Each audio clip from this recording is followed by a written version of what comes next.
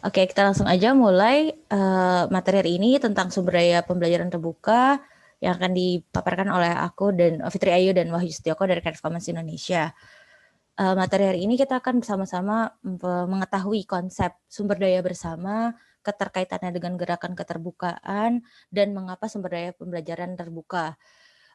Dalam menjelaskan tentang sumber pembelajaran terbuka ini sebenarnya bisa dijelaskan dari berbagai macam pendekatan. Cuman kali ini Creative Commons Indonesia akan menjelaskannya melalui konsep sumber daya bersama dan gerakan yang mengilhami gerakan keterbukaan dan baru lahirnya sumber pembelajaran terbuka ini. Nanti kita bersama-sama akan bahas ini semangatnya itu dari mana sih dan seperti apa.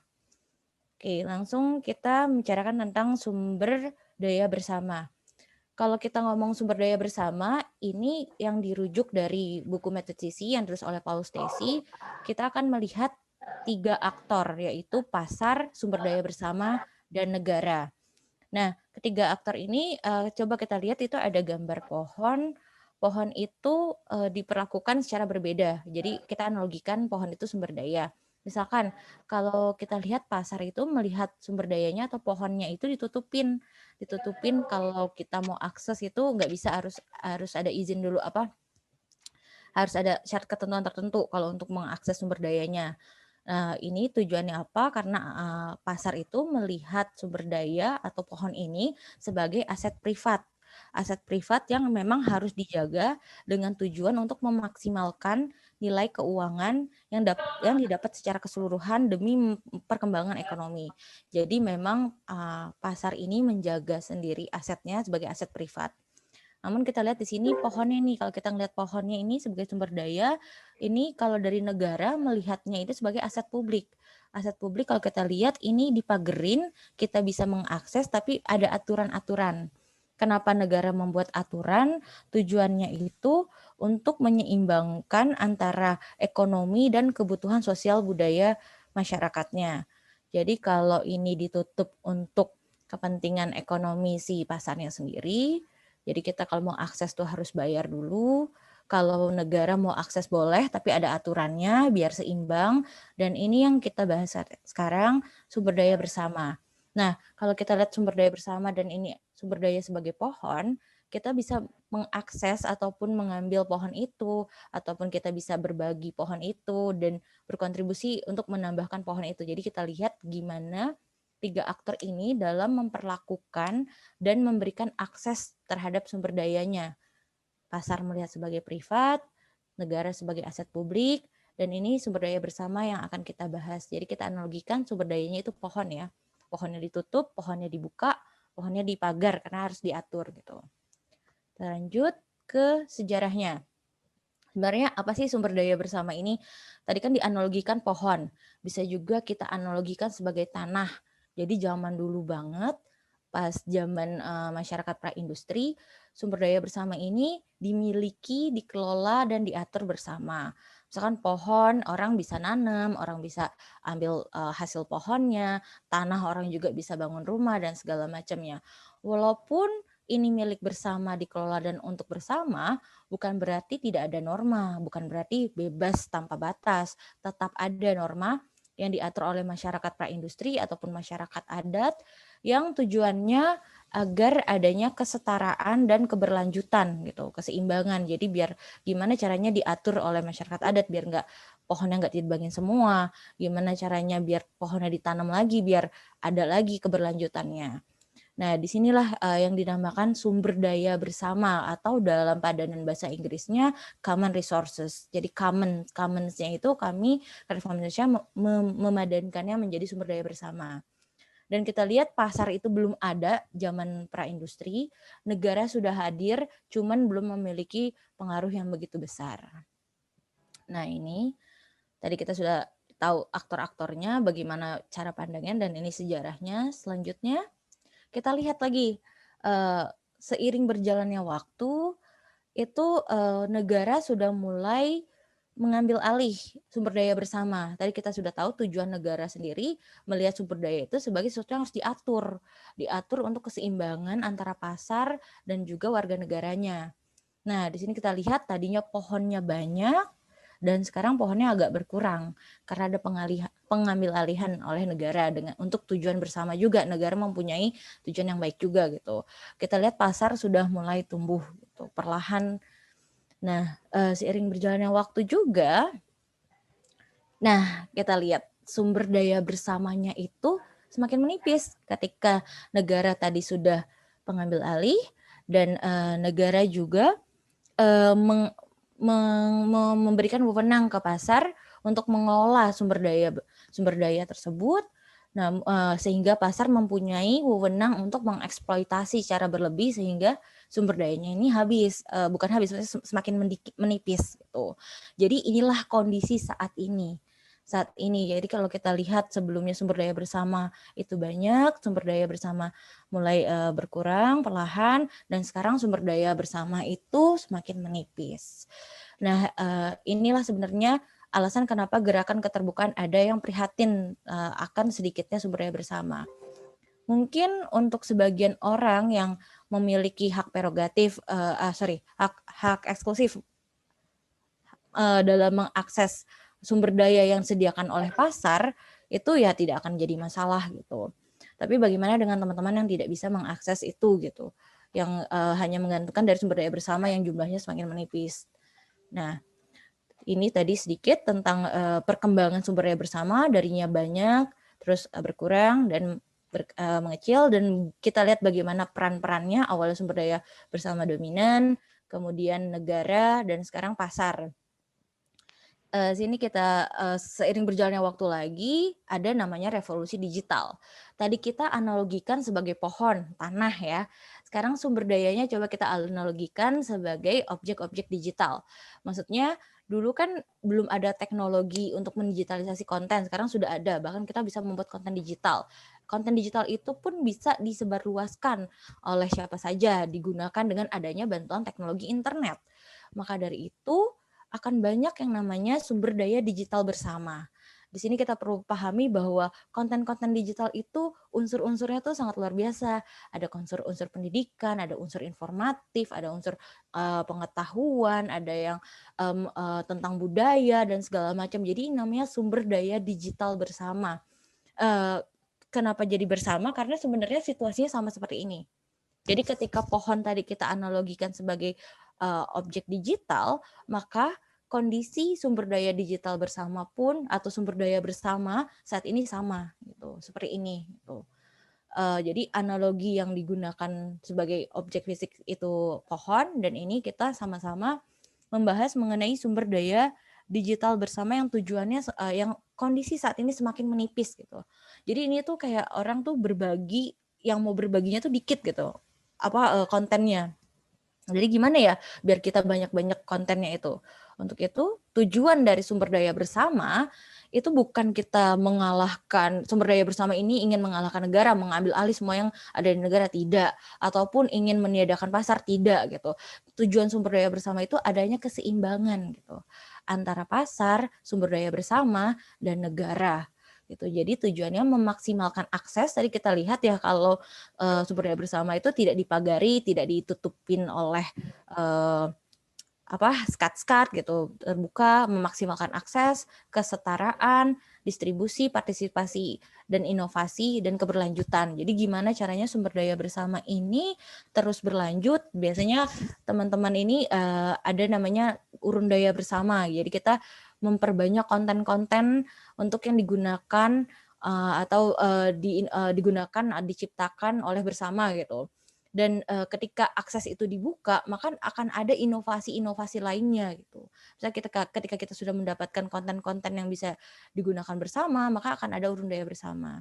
Jadi coba kita analogikan di sini misalkan ya konten pendidikan nih ya, bahan-bahan ajar yang berbentuk digital, konten-konten digital kan banyak kita temui di internet, tapi ingat tidak semua bebas kita pakai ya kan.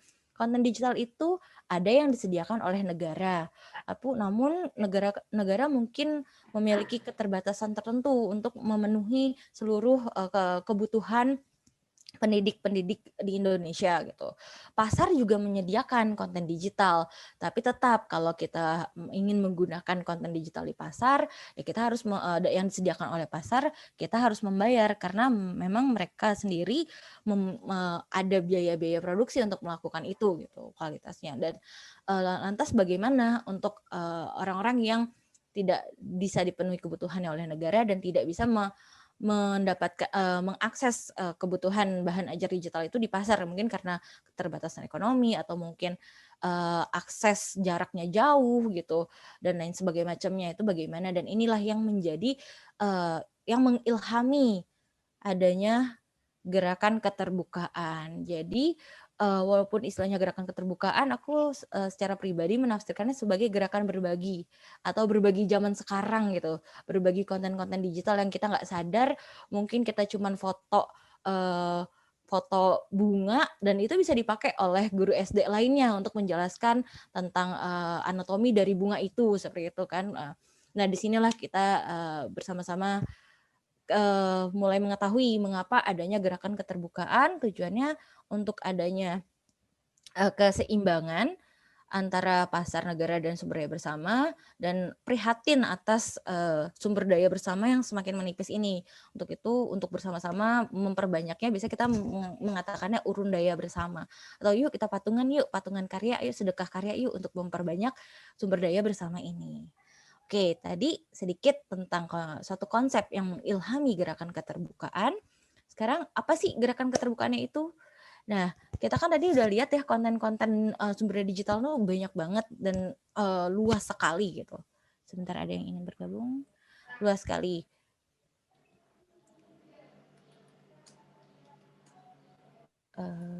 Maaf, sebentar, ini ada gangguan teknis.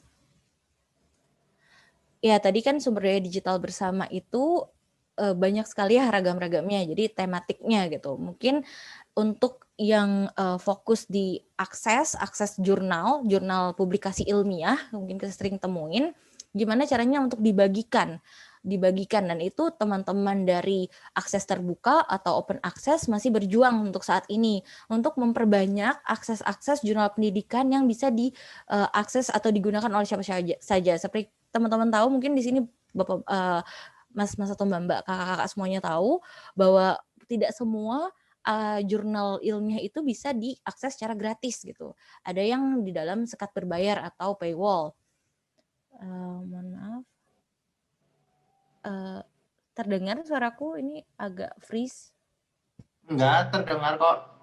Terdengar ya, tapi ini aku agak ada kendala gak bisa atur slide-nya. Lanjut aja. Nah, untuk jadi itu teman-teman yang peduli untuk akses jurnal itu bergabung, namanya Gerakan Open Access. Mereka mengajak para peneliti, ayo dong aksesnya dibuka, akses jurnalnya gitu. Bukan cuma gratis dibaca, tapi bisa dipakai juga sama orang lain gitu.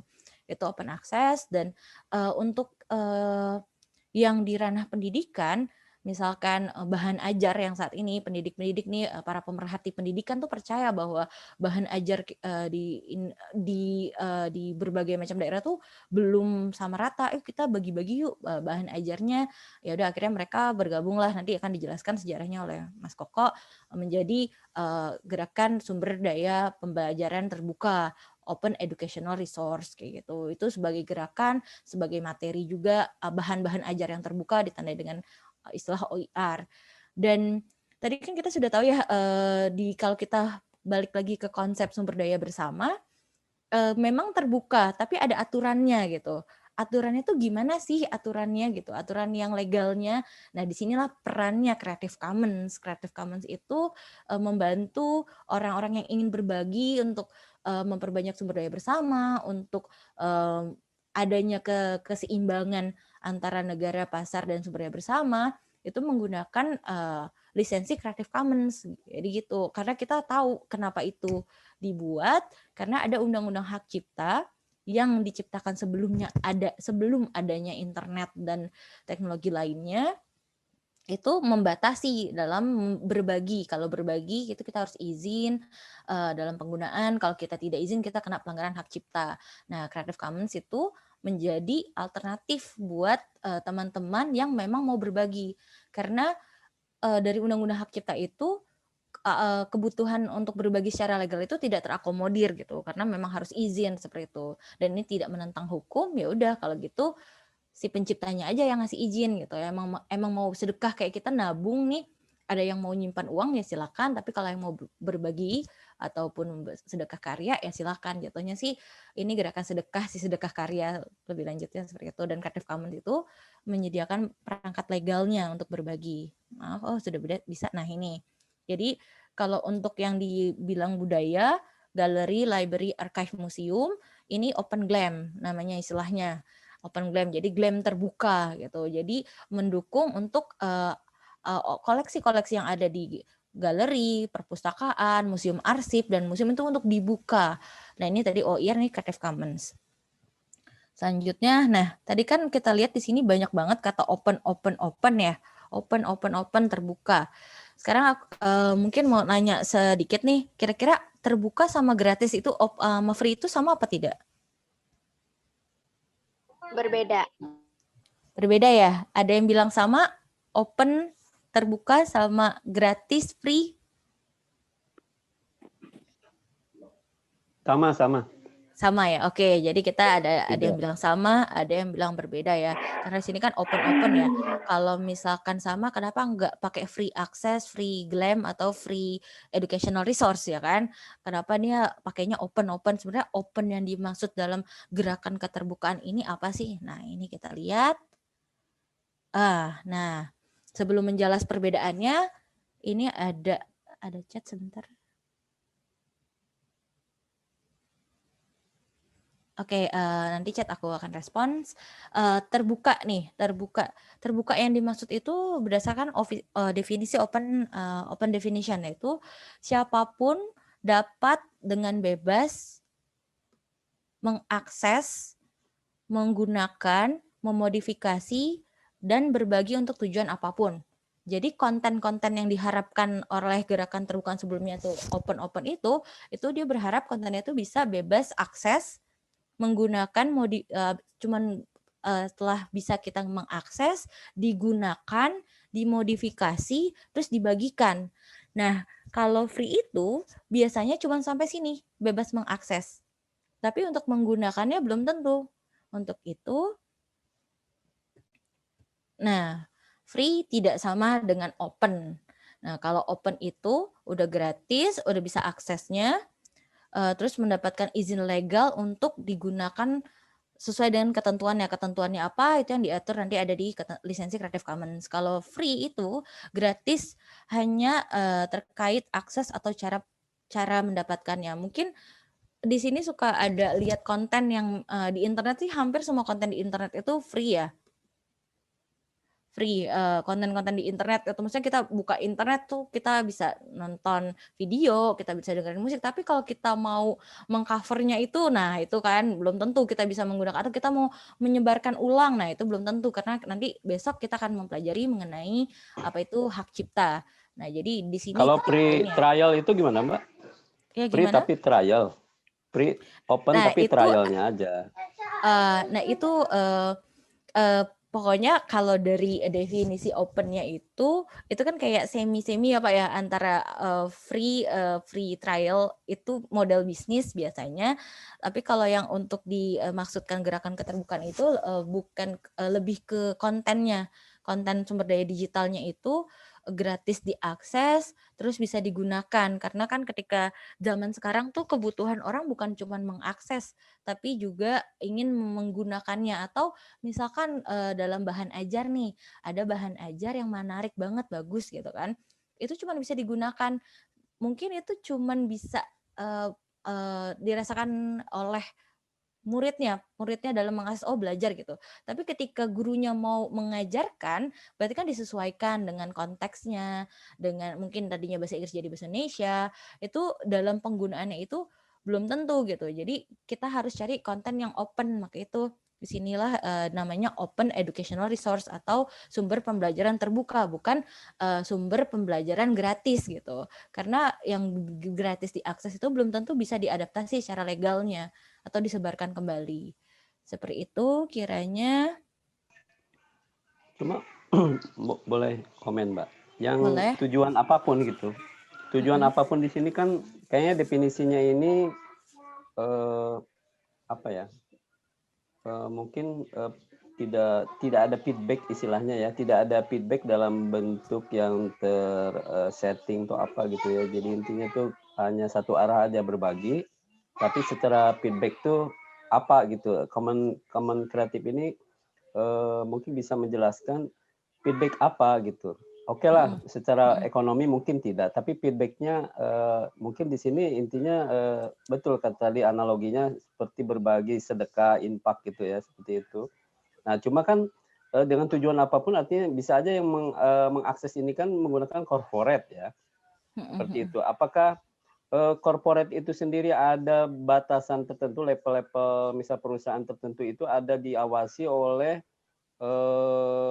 lembaganya yang memang mengawasi itu tidak boleh menggunakan common kreatif seperti itu, misalnya dia harus pakai lisensi berbayar misalnya dalam bentuk aplikasi yang digunakan dalam operasional perusahaan, apakah dia boleh menggunakan common kreatif atau memang ada batasan tertentu karena mereka kan profit oriented yang mungkin udah Iya, aku kelasnya sudah beda. Terima tangkap. kasih.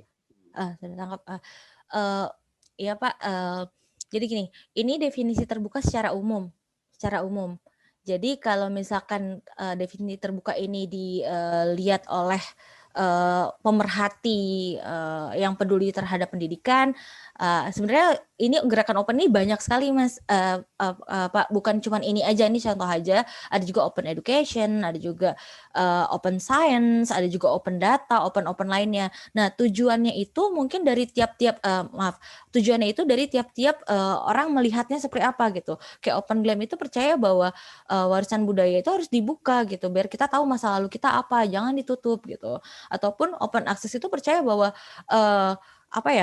akses jurnal-jurnal ilmiah tuh harus dibuka, jangan sampai ada menara gading gitu kan. Kenapa kita harus hasil penelitian mungkin di negara harus ditutup aksesnya, padahal tujuan setiap penelitian itu untuk masyarakat, seperti itu sih. Mungkin aku membahas secara singkat aja, setelah ini aku bisa diskusi lebih lanjut, cuman untuk mempersingkat waktunya nanti setelah ini bisa dibahas lagi. Jadi memang ini definisi open secara umum. Nanti kita lihat lagi Pak dari OIR sendiri melihatnya, menafsirkan opennya ini, kenapa pendidikan itu perlu open. Nah, tujuan apapunnya ini memang masih secara umum. Tujuan misi-misi tertentunya itu di masing-masing tema-tema yang ada gitu, tema-tema yang menjadi gerakan dan dari gerakan terbukaan ini. Nah, itu kiranya dari saya. Kalau ada pertanyaan lagi nanti selesai ini mungkin akan kita diskusi lagi untuk mempersingkat waktu juga. Sekarang aku mau kasih kontrolnya ke Koko menjelaskan lebih lanjut. Menjelaskan mengenai materi selanjutnya. Oke. Koko udah bisa aksesnya?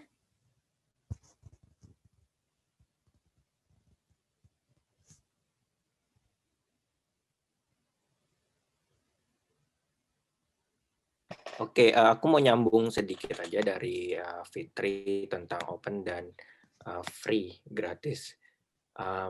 Jadi ini kalau tadi secara umum, kalau misalnya contohnya open sama free bedanya tuh apa sih, terbuka sama gratis di area pendidikan. Contohnya kita ngomongin bahan ajar ya misalnya. Ada bahan ajar komersial yang bagus, misalnya buku-buku apa, penerbit apa, seperti itu dari penerbit komersial. Kemudian ada online course yang harus berbayar dan sebagainya. Itu kan dari secara biaya satu dia mahal dan maksudnya mahal paling nggak ada yang harus kita bayar. Kemudian izin penggunaannya belum tentu buku-buku yang kita punya, misalnya kita beli di toko buku, itu bisa kita gunakan sesuka kita, seperti itu. Itu bisa kita gunakan untuk kepentingan sendiri. Tapi ketika kita kemudian misalnya mau di-scan nih, di-scan ke PDF, terus kita upload di blog, seperti itu nggak bisa karena secara hukum itu melanggar hak cipta dan bisa dituntut sesuai hukum yang berlaku. Nah, kemudian ada juga bahan ajar yang gratis, misalnya yang teman-teman temukan di internet. Ini tuh gratis karena kita bisa mengakses itu secara gratis. Misalnya video-video di YouTube, kita bisa akses itu secara gratis. Tapi kita cuma bisa tonton, bisa download. Nah, ketika kita mau share, misalnya kita upload ulang di YouTube channel kita atau di blog kita, itu tidak bisa karena walaupun itu gratis, tapi nggak semua yang gratis itu bebas digunakan, karena itu masih terbatas hak cipta. Atau misalnya koleksi perpustakaan, kita bisa mendapatkan buku-buku, jurnal, apapun dari perpustakaan dengan gratis. Nah, cuma gratisnya itu bisa jadi karena institusi kita, misalnya universitas atau sekolah kita, karena dia sudah langganan atau punya subscription terhadap jurnal-jurnal tertentu atau akses-akses tertentu. Jadi gratisnya buat kita, tapi belum tentu gratis buat orang lain karena kita ada yang backup lah institusi kita, sekolah kita yang punya akses itu, sehingga kita bisa mengaksesnya secara gratis. Contohnya koleksi perpustakaan. Nah, kalau sumber pembelajaran terbuka atau OER itu contohnya misalnya ada nanti buku teks terbuka, kemudian online course terbuka, itu satu gratis. Dua, apapun isinya yang di dalam sumber pembelajaran itu bisa kita gunakan lagi, kita bebas untuk kita gunakan tanpa perlu izin siapapun yang membuatnya. Seperti itu. Nah, ini melanggar hak cipta nggak? Tidak melanggar hak cipta karena sudah ada ketentuan dengan lisensi terbuka yang dibuat untuk OER itu sendiri. Jadi bedanya terbuka, kalau gratis dan terbuka, gratis itu cuma soal akses atau cara mendapatkan, kita harus bayar atau enggak gitu. Kalau terbuka, kita sudah gratis, tapi itu juga legal untuk bisa digunakan tanpa keperluan izin, dan kita nggak perlu takut-takut kalau misalnya itu melanggar hak cipta, seperti itu. Nah, kemudian untuk lanjut kembali lagi ke PowerPoint-nya Mbak Fitri yang soal sumber pembelajaran terbuka. Jadi tadi kan Mbak Fitri sudah cerita tentang sumber daya bersama atau yang kita sebut commons, dan dianalogikan dengan pohon, kemudian di zaman yang sekarang commons itu bisa juga menjadi konten-konten digital. Nah, lalu ada gerakan keterbukaan. Nah, khusus untuk yang bergerak di bidang pendidikan, ini ada gerakan yang tadi Mbak Fitri bilang, gerakan pendidikan terbuka atau open education. Nah, pendidikan terbuka itu jadi kira-kira ceritanya tuh dia begini. Nah, ada sekumpulan orang-orang, misalnya ini teman-teman yang berada di dalam institusi-institusi tertentu, kemudian ada di sekolah tertentu, ada di sebuah sistem tertentu yang kita bisa mengakses berbagai macam bahan ajar atau materi yang itu misalnya kalau cerita tentang perpustakaan tadi itu berbayar sebenarnya, tapi kita bisa mengaksesnya secara gratis karena institusi kita sudah membeli akses itu lewat langganan dan sebagainya. Kemudian orang-orang di dalam yang warna abu-abu ini, coklat abu-abu keabu-abuan ini di dalam sistem, dia bisa kita bilang punya keistimewaan, kayak misalnya mereka bisa ada teman-teman yang misalnya bisa bahasa Inggris, jadi bisa mengakses lebih banyak konten-konten pendidikan yang harus bisa dicerna bahasa Inggris, kemudian kemampuan teknologinya mumpuni dan sebagainya. Nah, tapi semua konten-konten yang berkualitas ini hanya ada di dalam lingkaran sistem tertentu ini yang hanya bisa dinikmati oleh orang-orang yang bisa mengakses itu semua. Tapi masih banyak sekali orang-orang di luar sana yang terhadang oleh istilahnya pagar akses itu karena misalnya dia tidak punya kemampuan dana untuk membeli akses terhadap konten berkualitas seperti itu.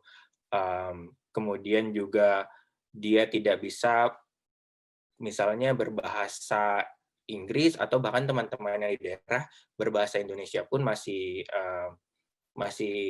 kurang lancar ketika sebuah buku teks berbahasa Indonesia dengan bahasa yang sangat-sangat tingkat tinggi masih kurang bisa, atau lebih mudah lagi kalau misalnya kita analisis bahasa Inggris karena mungkin lebih banyak konten-konten berkualitas dalam bahasa Inggris, tapi teman-teman di luar sana yang di luar pagar ini tidak bisa mengaksesnya karena terbatas kendala itu.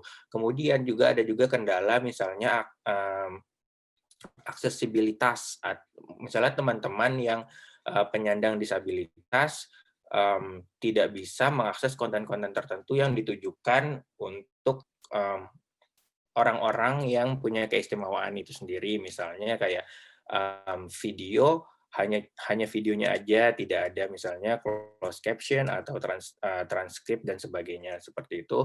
Nah, pendidikan, jadi gerakan pendidikan terbuka itu sebenarnya dia pengen supaya kita semua menghilangkan si pagar itu, jadi melalui sumber pembelajaran yang terbuka, orang tidak perlu membeli akses kepada konten-konten yang tadi katanya dilindungi, yang misalnya konten itu pohon dilindungi oleh pagar-pagar itu. Jadi sekolah-sekolah misalnya sekolah-sekolah yang ada di kota yang punya fasilitas bagus itu setara dengan sekolah-sekolah misalnya yang ada di daerah seperti itu, terkait dengan kesempatan untuk mengakses, menggunakan, memodifikasi dan berbagi bahan ajar yang berkualitas seperti itu. Jadi intinya pendidikan terbuka itu ingin bahwa setiap individu bisa mengakses sumber pendidikan yang berkualitas tanpa harus dibatasi oleh pagar-pagar yang memisahkan orang yang mempunyai keistimewaan dengan yang mempunyai hambatan untuk mengakses tersebut. Nah, jadi sehingga kita semua bisa setara. Jadi untuk teman-teman yang di luar sana yang mempunyai kendala, mereka bisa punya hak yang sama, kesempatan yang sama, misalnya untuk sekolah atau kuliah dengan dengan bahan-bahan ajar yang berkualitas. Nah, jadi kalau dikumpulkan sebenarnya manfaat sumber pembelajaran yang terbuka itu apa sih? Satu, sudah jelas sekali bahwa kita memperluas akses ke lebih banyak pilihan sumber belajar berkualitas seperti itu. Jadi misalnya kalau tadi cerita Mbak Fitri, sekarang hari ini pasar mendominasi sumber daya misalnya. Jadi kayak sumber daya itu kita harus berlangganan lah, kita harus beli lah dan sebagainya seperti itu. Atau kalaupun dia ada, dia terbatas hak cipta, kita nggak bisa apa-apakan, kita nggak bisa, sebenarnya kita nggak bisa untuk membagi itu kepada orang lain lagi karena si penciptanya punya hak cipta atas karyanya itu.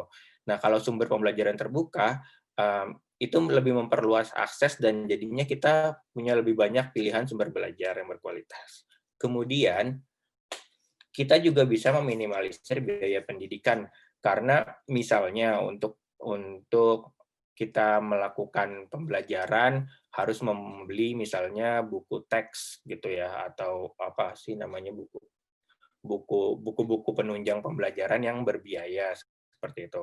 Nah, itu kan mahal ya.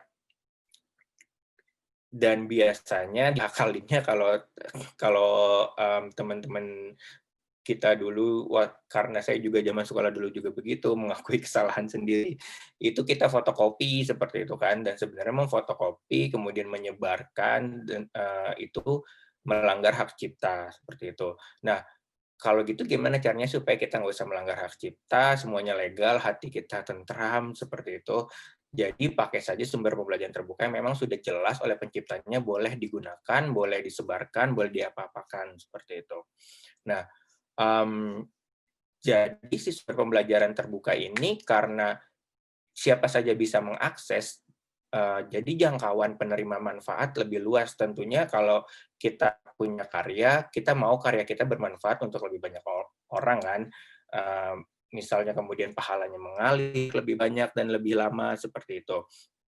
Nah, kalau misalnya kita punya bahan ajar yang hanya bisa diakses oleh orang-orang yang misalnya membayar untuk itu, jadi jangkauannya hanya terbatas untuk orang-orang yang punya akses terkait biaya dan sebagainya itu. Nah, jadi intinya sih manfaat sumber pembelajaran terbuka itu sebenarnya mendukung juga cita-cita dari perkumpulan bangsa-bangsa. Mereka punya cita-cita SDGs ya, Sustainable Development Goals, atau capaian keberlanjutan, yang mana salah satunya adalah pendidikan untuk semua. Jadi tidak pendidikan itu sama rata bisa dinikmati oleh semua orang tanpa terbatas akses, kemudian geografi, dan sebagainya. Itu tentang manfaatnya. Nah, kemudian dari tadi kan kita ngomong sumber pembelajaran terbuka itu sebenarnya apa sih?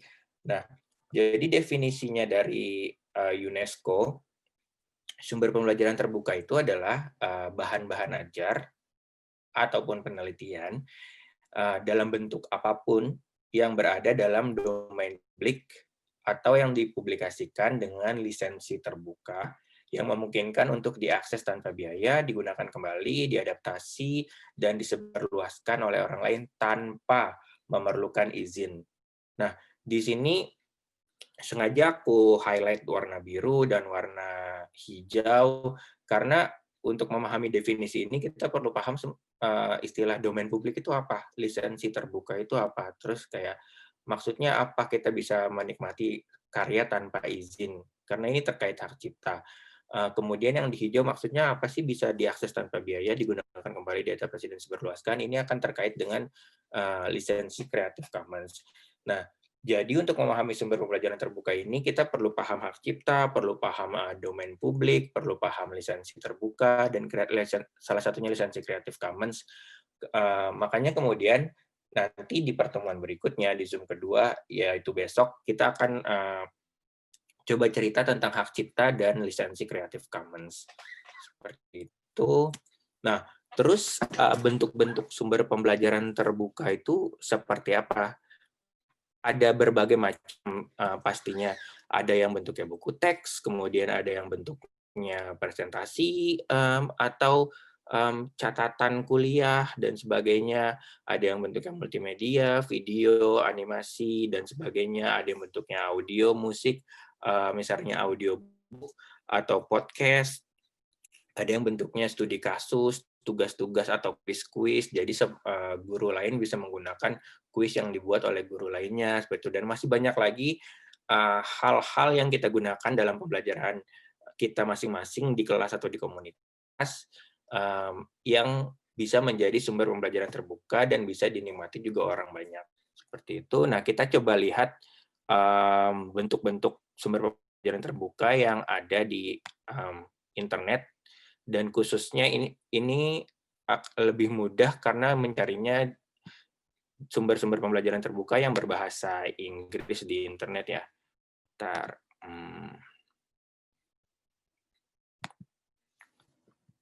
Nah, misalnya yang buku teks.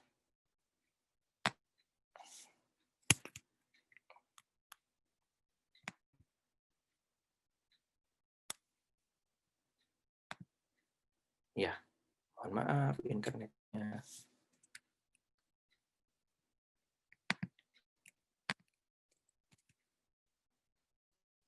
Nah, ini yang presentasi kuliah. Ini dari Massachusetts Institute of Technology. Jadi bahkan kampus kelas dunia, kelas top pun dia membuka pembelajarannya untuk bisa diakses publik. Ini saya bukan mahasiswanya, saya bukan siapa-siapa, saya cuma pakai internet dan saya bisa mengakses ini semua. Ada di sini misalnya ada video tentang kuliahnya yang bisa kita tonton juga. Dosennya lagi ngajar bisa kita tonton. Jadi kita seakan-akan menjadi murid di dalam kelas itu sendiri dan kita bisa menikmati semua semua dengan si pembelajaran di kelas itu. Ada penilaian, ada ujiannya, bisa kita akses, kemudian kunci jawabannya kalau kita mau belajar sendiri. Nah, jadi ini contoh tentang misalnya presentasi atau catatan kuliah dan sebenarnya lebih lengkap lagi dari itu karena semua elemen dalam pembelajaran itu sudah bisa diakses oleh siapapun. Tapi balik lagi hanya bisa diakses untuk siapa saja yang bisa berbahasa Inggris gitu kan. Nah, ini masih menjadi tantangan juga salah satunya. Nanti kita akan cerita soal tantangan sumber pembelajaran terbuka. Nah, kemudian misalnya yang buku teks. Nah, ini misalnya buku teks ada di sebuah website namanya Open Textbooks Library. Ini kumpulan buku-buku yang kita bisa akses dan kita bisa gunakan sesuai ketentuan yang berlaku. Karena di sini kita lihat ada lisensi Creative Commons Attribution.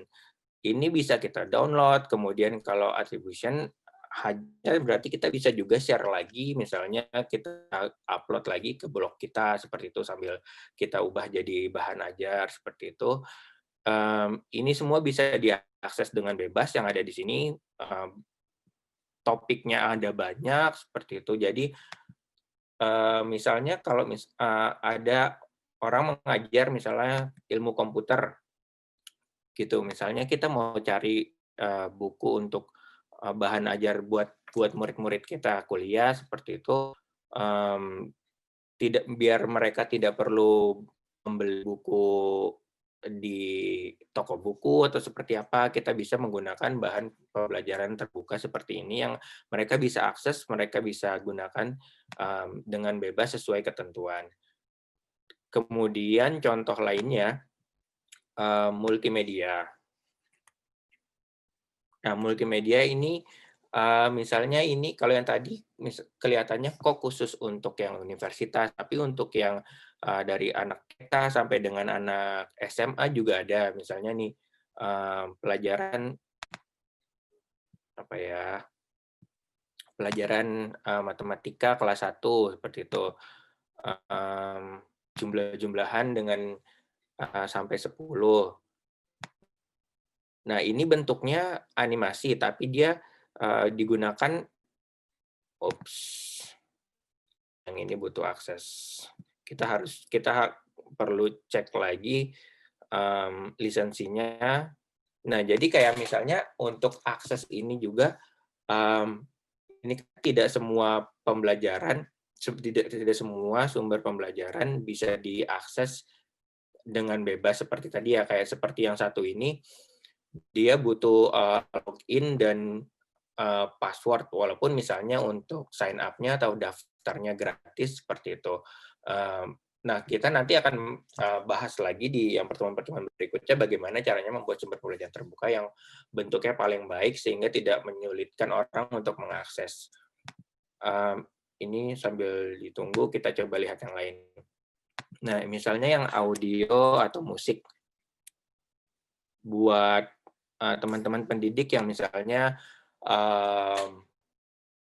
belajarnya soal literatur atau seperti apa, bisa mengakses misalnya bukunya novel atau buku-buku lainnya dari misalnya Mark Twain atau siapapun, karena itu kalau Mark Twain sudah masuk dalam public domain, jadi bisa digunakan. Nah, ini bentuknya tapi audio gitu. Jadi bisa kita sambil dengarkan, ini dia masuk sumber pembelajaran terbuka karena masuk dalam public domain dan ke sisi lisensi Creative Commons, walaupun dia pakai sisi 0. Nanti kita akan bahas sisi lebih jelas lagi. Dan lain sebagainya, bentuk-bentuk sumber pembelajaran terbuka yang sudah ada di dunia mancanegara, tapi yang masih terbatas dalam bahasa Inggris, seperti itu. Nah, jadi kalau kita lihat lagi perkembangannya, sumber pembelajaran terbuka itu baru, ini tuh istilah baru atau enggak ya gitu. Jadi sebenarnya sejak tahun 2002 sih Perserikatan Bangsa-Bangsa itu sudah mulai menyebut tentang sumber pembelajaran terbuka pada forum-forum meetingnya. Kemudian 10 tahun kemudian karena semua orang punya penafsiran yang berbeda-beda, akhirnya didefinisikanlah satu definisi yang disepakati oleh semua orang tentang sumber pembelajaran terbuka. Walaupun itu saja yang sudah didefinisikan, sampai hari ini juga masih ada yang salah interpretasi. Nah, kemudian baru 2017 sumber pembelajaran terbuka menjadi bagian penting dari Sustainable Development Goals di pilar keempat untuk meningkatkan kualitas pendidikan. Nah, baru tahun kemarin UNESCO itu meluncurkan rekomendasi terhadap sumber pembelajaran terbuka yang bisa diadopsi oleh pemerintah, kemudian pihak-pihak non-profit untuk istilahnya mengumandangkan kesadaran publik soal sumber pembelajaran terbuka. Di Indonesia sendiri, sumber pembelajaran terbuka itu hal asing atau enggak ya gitu. Nah, ternyata sejak tahun 2002 di Undang-Undang Nomor 12 tahun 2012 tentang Pendidikan Tinggi, pasal 79 ayat 4 itu telah disebutkan bahwa pemerintah mengembangkan sumber pembelajaran terbuka yang dapat dimanfaatkan oleh seluruh aktivitas akademika. Nah, di sini bahkan mereka di undang-undang menggunakan kata sumber pembelajaran terbuka. Jadi makanya kita menafsirkan Open Educational Resources sebagai sumber pembelajaran terbuka karena pemerintah juga mengadopsi istilah tersebut. Jadi aktor-aktor penting sekali di ranah sumber pembelajaran terbuka di Indonesia yang selama ini sudah mulai menginisiasi berbagai macam aktivitas untuk meningkatkan kesadaran publik soal sumber pembelajaran terbuka itu tentu saja Kemendikbud, kemudian juga ada perkumpulan Kementerian Pendidikan se-Asia Tenggara atau SEAMEO yang khususnya pada bidang Learning dan Education Center atau SIAMOLEK, kemudian juga karena namanya sumber pembelajaran terbuka, mungkin teman-teman merasa kok kayaknya ada mirip-mirip ya sama universitas terbuka seperti itu. Jadi memang universitas terbuka salah satu aktor penting dalam penggunaan sumber pembelajaran terbuka sejak beberapa tahun yang lalu.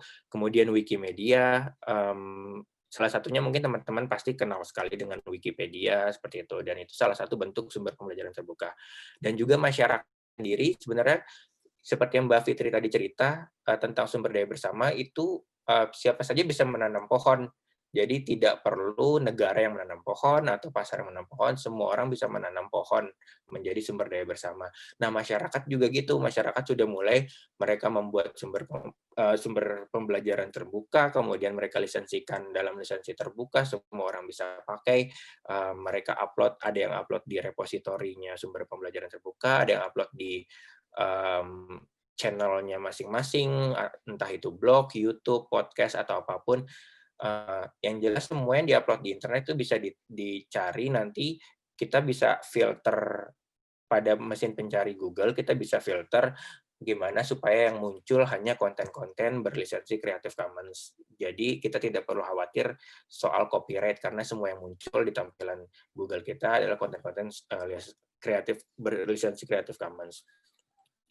Seperti itu. Nah, si Kemendikbud sendiri sudah membuat berbagai macam upaya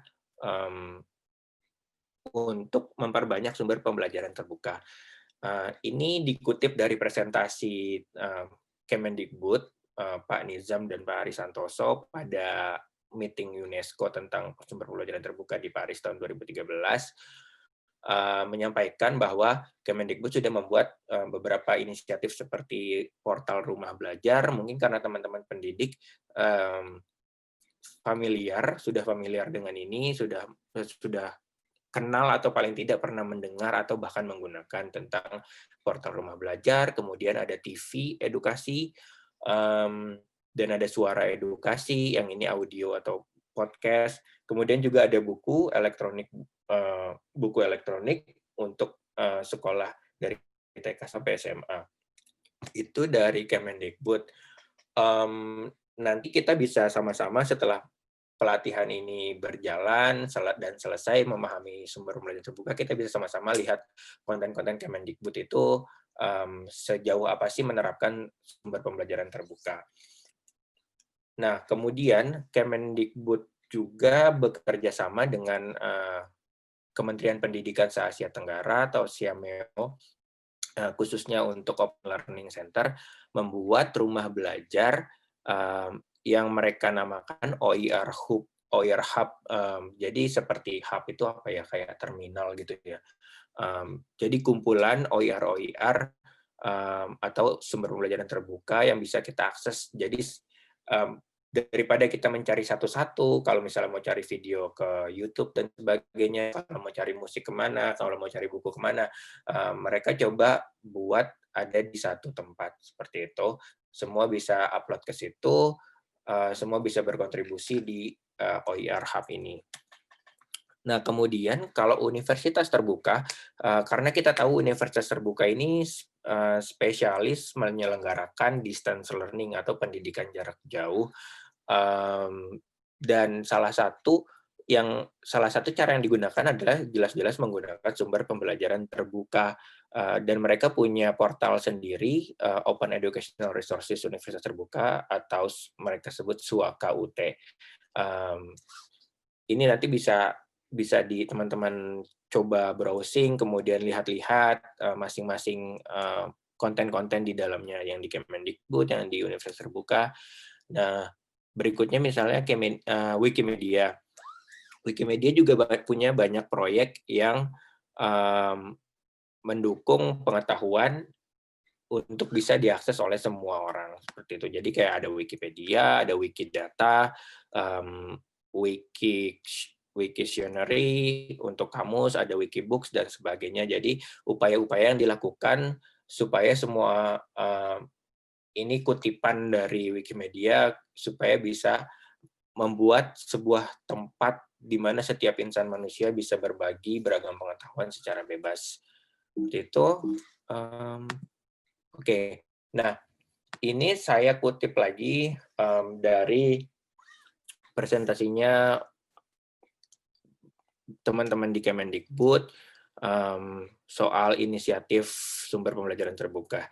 Nah, jadi sumber pembelajaran terbuka ketika kita tempatkan di model pembelajaran di abad ke-21 itu serelevan apa sih seperti itu.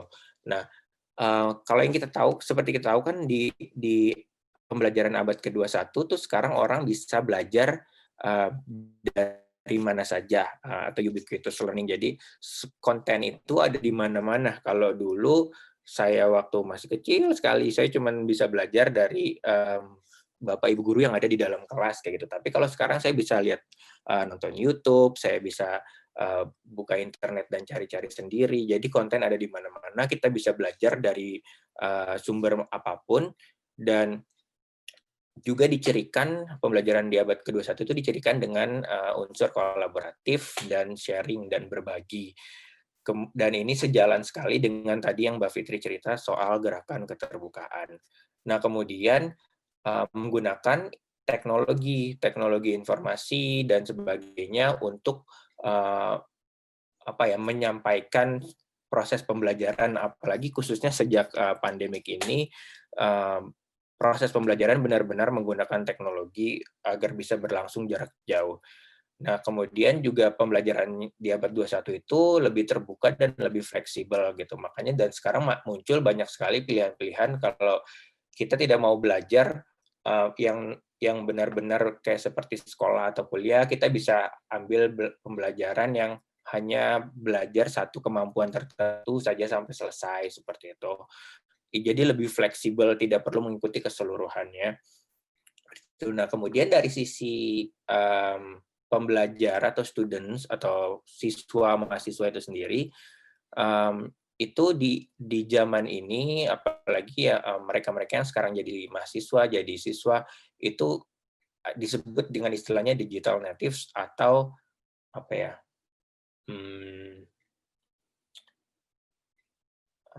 Orang apa ya, susah juga mengistilahkan dalam bahasa Indonesia.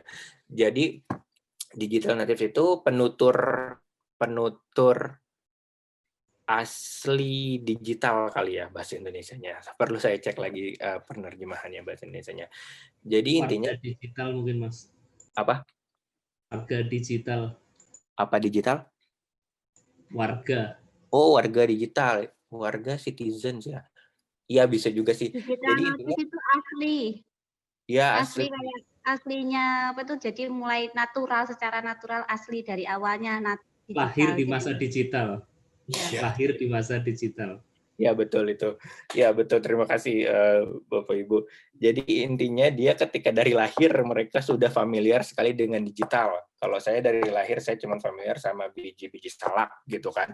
Kalau mereka dari lahir sudah dikelilingi oleh Android, oleh tablet dan sebagainya.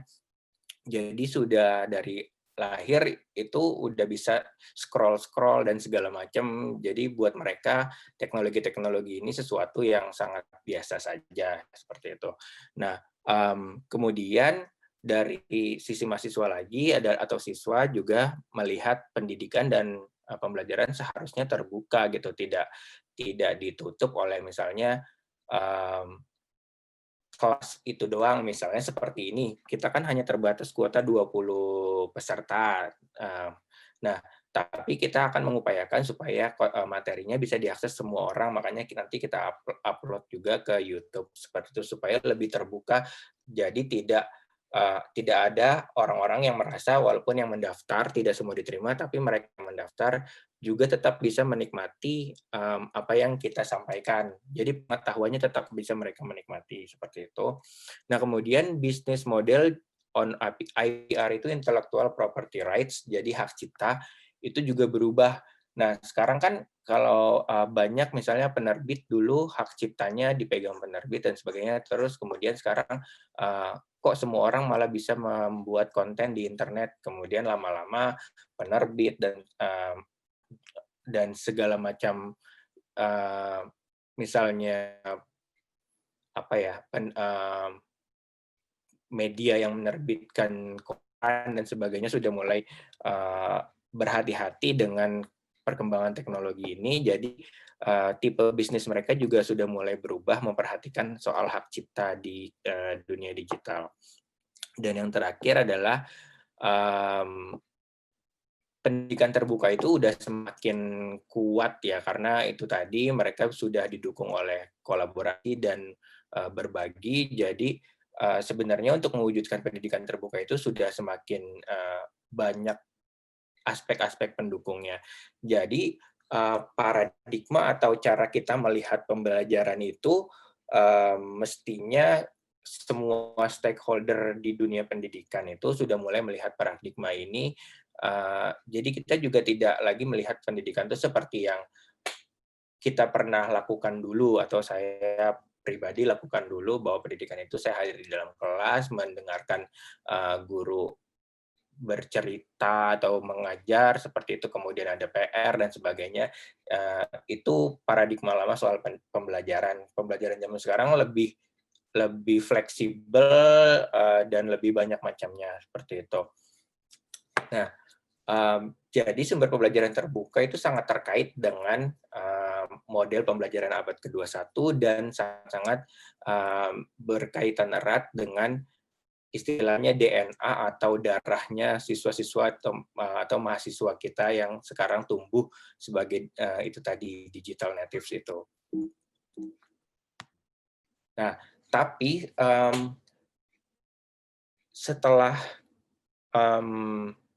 lihat semua manfaat itu, kemudian banyak pihak juga coba untuk melakukan berbagai macam hal, masih ada tantangan untuk mengimplementasikan sumber pembelajaran terbuka di Indonesia. Ini tantangan yang bukan kami dari teman-teman Creative Commons melihat dan berasumsi atau mengada-ngada, tapi memang tantangan itu yang memang sudah diangkat oleh akademisi, kemudian praktisi lewat publikasi-publikasi di level internasional maupun di level nasional. Jadi ini kalau misalnya nanti teman-teman mau lihat sumber aslinya, di situ di tautannya sudah bisa diklik dan bisa lihat sumber aslinya berhalaman-halaman, tapi kita rangkumkan di sini ada 5 hal yang masih menjadi tantangan implementasi sumber pembelajaran terbuka di Indonesia.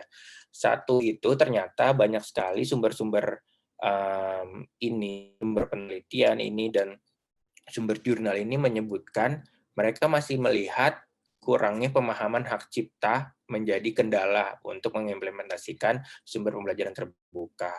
Jadi masih belum semua aktor-aktor pendidikan juga masih abu-abu nih tentang hak cipta. Jadi sebenarnya hak cipta itu apa kayak gitu kan? Apa hak cipta ini urusan orang-orang yang mengembangkan teknologi saja atau seperti apa seperti itu. Jadi apalagi dengan kehadiran kita sebagai digital citizens atau kayak warga digital di dunia maya, kaitannya dengan hak cipta apapun yang kita tulis atau kita publikasi di dunia maya itu seperti apa, itu masih banyak aktor yang masih abu-abu dan masih banyak miskonsepsi yang harus diluruskan. Kemudian pemahaman tentang lisensi terbuka juga masih terbatas.